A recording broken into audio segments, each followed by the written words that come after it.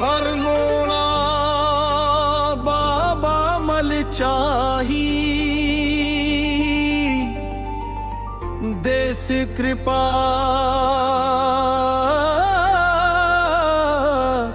तनी करदा। और हर हर महादेव का उद्घोष,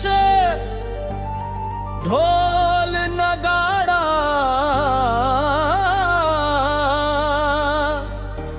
डमरू ताशा और झांझ के साथ दमदार फोक बीट। सावन के पावन महीना कांवर लेके आई, गंगा जल चढ़ीब बाबा आस बड़ी लगाई। नंगे पाँव चलत बानी तोहरे ही सहारे, राखी लाज हमार है भोले दुलारे। भोला बाबा माल चाही, देसी कृपा तनी करदा। दुख संकट सब हरि के खुशियन से घर भरदा।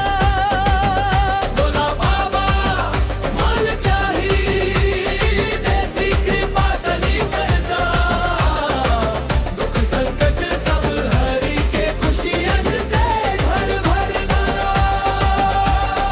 अंतराग भावन महीना कांवर लेके आई, गंगा जल चढ़ीब बाबा आस बड़ी लगाई।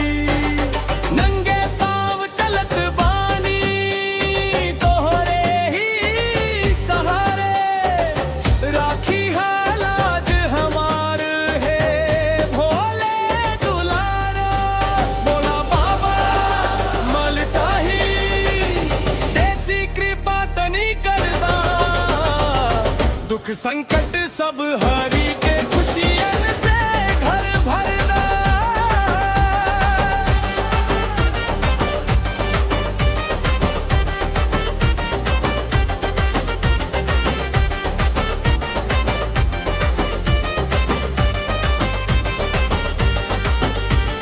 बेलपत्र धतूरा दूध जल चढ़ाई, हर हर महादेव बोलत अर्जी अपनी सुनाई।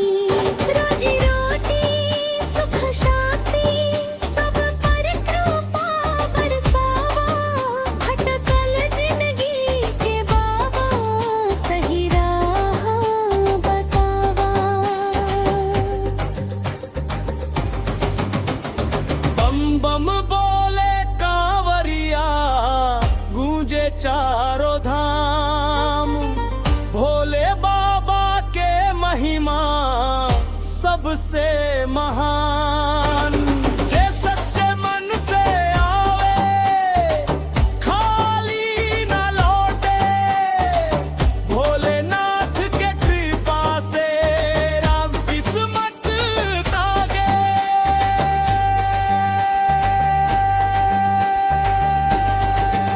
भोला बाबा माल चाही, देसी कृपा तनी करदा। दुख संकट सब हरि के खुशियन से घर भरदा।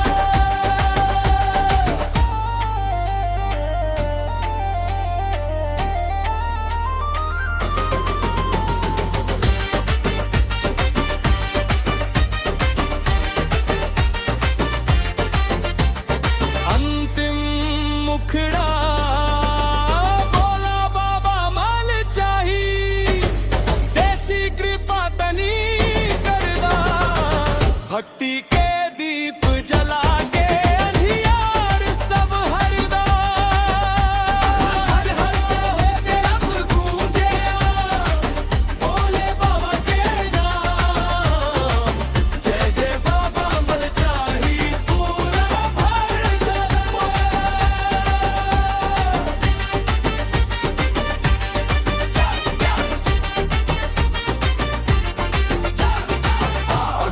ही किसी विशेष शिव मंदिर या स्थान का नाम है तो मैं उस स्थान को ध्यान में रख कर और भी स्थानीय भोजपुरी गीत लिख सकता हूँ।